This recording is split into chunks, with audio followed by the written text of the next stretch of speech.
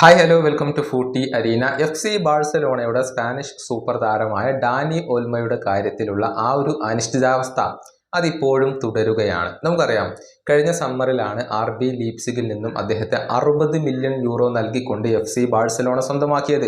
അദ്ദേഹത്തെ യഥാർത്ഥത്തിൽ രജിസ്റ്റർ ചെയ്യാൻ ബാഴ്സയ്ക്ക് കഴിഞ്ഞിരുന്നില്ല. കാരണം അവരുടെ ആ ഒരു സാലറിയുമായി ബന്ധപ്പെട്ട പ്രശ്നങ്ങൾ എല്ലാവർക്കും അറിയാവുന്നതാണ്. സാമ്പത്തിക പ്രതിസന്ധി നമുക്കെല്ലാവർക്കും അറിയാവുന്ന ഒരു കാര്യമാണ്. എന്നാൽ ആൻഡ്രിയാസ് ക്രിസ്ത്യൻസന് പരിക്കേറ്റതോടുകൂടി അദ്ദേഹത്തെ താൽക്കാലികമായി രജിസ്റ്റർ ചെയ്യാൻ FC ബാഴ്സലോണക്ക് കഴിഞ്ഞു. ഈ ജനുവരി വരെയാണ് അദ്ദേഹത്തെ രജിസ്റ്റർ ചെയ്തിട്ടുള്ളത്.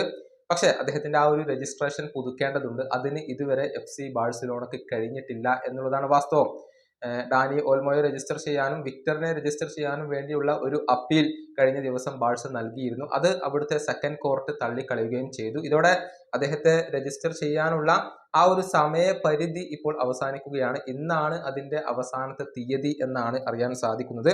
അദ്ദേഹത്തെ രജിസ്റ്റർ ചെയ്യാൻ കഴിയുമോ ഇല്ലയോ എന്നുള്ള കാര്യത്തിൽ ഇപ്പോഴും വലിയ സംശയങ്ങൾ നിലനിൽക്കുന്നുണ്ട്. ഈ ഒരു അവസരം മുതലെടുക്കാൻ വേണ്ടി തക്കം പാർത്തു നിൽക്കുന്നത് 3 പ്രധാനപ്പെട്ട ക്ലബ്ബുകളാണ്. അതിൽ ഏറ്റവും പ്രധാനപ്പെട്ടത് ഫ്രഞ്ച് വമ്പന്മാരായ PSG തന്നെയാണ്. അവർക്ക് ഡാനി ഓൽമോയെ കൊണ്ടുവരാൻ താല്പര്യമുണ്ട്. ബാഴ്സയ്ക്ക് ഈ താരത്തെ രജിസ്റ്റർ ചെയ്യാൻ സാധിച്ചില്ലെങ്കിൽ PSG തീർച്ചയായും വലിയ രൂപത്തിലുള്ള ഒരു ശ്രമങ്ങൾ നടത്തും എന്നാണ് പ്രമുഖ സ്പാനിഷ് മാധ്യമമായ സ്പോർട്ട് റിപ്പോർട്ട് ചെയ്തിട്ടുള്ളത്. PSG പരിശീലകനായ ലൂയിസ് എൻറിക്കയ്ക്ക് വളരെയധികം താല്പര്യമുള്ള ഒരു താരം കൂടിയാണ് ഡാനി ഓൽമോ. എന്നാൽ PSG മാത്രമല്ല അവിടെയുള്ളത്.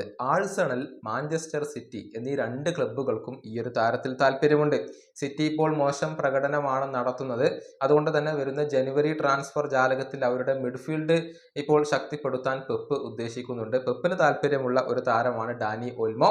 ബാഴ്സയ്ക്ക് രജിസ്റ്റർ ചെയ്യാൻ സാധിക്കുന്നില്ലെങ്കിൽ ഡാനി ഓൽമോയെ സ്വന്തമാക്കാൻ വേണ്ടി മാഞ്ചസ്റ്റർ സിറ്റി ഉണ്ടാകും എന്നാണ് അറിയാൻ കഴിയുന്നത്. അവർക്കൊക്കെ വെല്ലുവിളി ഉയർത്തിക്കൊണ്ട് ആഴ്സണലും അവിടെ ഉണ്ടാകും.